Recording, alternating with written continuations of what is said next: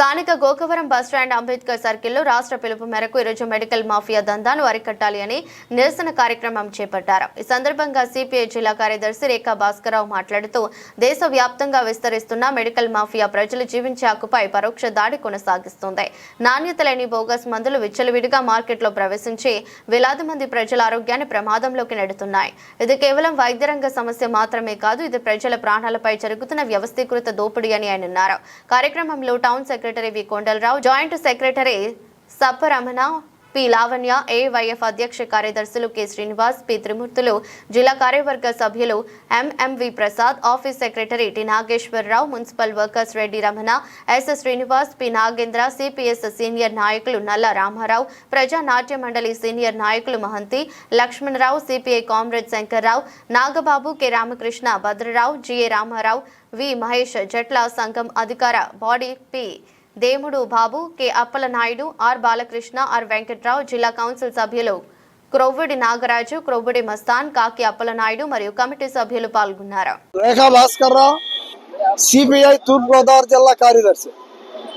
ఈరోజు ప్రజా ఆరోగ్య రక్షణ దినం. ఈ సందర్భంగా భారత కమ్యూనిస్టు పార్టీ రాష్ట్ర వ్యాప్తంగా ఈ రాష్ట్రంలో జరుగుతున్న మెడికల్ అండ్ ఈ ఫార్మసీ మాఫియాకి వ్యతిరేకంగా ఆందోళనకి పిలుపుకోవడం జరిగింది. ఈరోజు మేము ప్రధానమైన డిమాండ్ ఈ రాష్ట్రంలో నకిలీ మందులు అలాగే నాణ్యత లేని మందుల్ని తక్షణమే దాడులు జరిపి అరికట్టాలని ప్రధానమైన డిమాండ్. అలాగే రెండవది కార్పొరేట్ హాస్పిటల్ల దోపిడీ.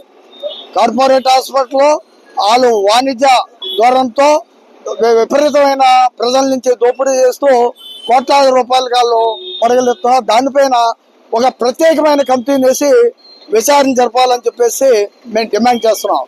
అలాగే ఇక మూడవది, ఇక ల్యాబ్ సెంటర్లకి వెళ్తే వాళ్ళు చేసే టెస్టులు ఆ ధరలు ఒక నియంత్రణ లేవు. తక్షణం ఆ ధరలు నియంత్రణ చేయాలని చెప్పి, పారదర్శకంగా ఉండాలని చెప్పి, అక్కడ ధరలకు సంబంధించిన బోర్డులు కూడా ఏర్పాటు చేయాలని చెప్పి, దాని మీద నిరంతరం పర్యవేక్షణ ఉండాలని చెప్పేసి మేము ప్రభుత్వాన్ని డిమాండ్ చేస్తున్నాం. ఇచ్చిన ఆర్టికల్ 21 ప్రకారం ఈ దేశంలో పుట్టిన ప్రతి మనిషి కూడా ఫ్రీగా ఆరోగ్యంగా బతికి ఒక రాజ్యాంగం మనకు కల్పించింది హక్కు. కానీ ఈరోజు చూస్తే ఒక కింద పేద వర్గాలు కానీ మధ్య తరగతి పైన జనం కూడా కార్పొరేట్ హాస్పిటల్కి వెళ్ళాలంటే భయపడిపోయే పరిస్థితి. ఎందుకంటే హాస్పిటల్కి వెళ్ళిన తర్వాత ఎన్ని రోజులు ఉంటారో, ఎన్ని లక్షల బిల్లు వేస్తారో, అసలు మనకు సంబంధించిన రోగికి సంబంధించిన ఆ వైద్యం చేస్తారో లేకపోతే అదనంగా చేస్తారో కూడా తెలియని పరిస్థితి.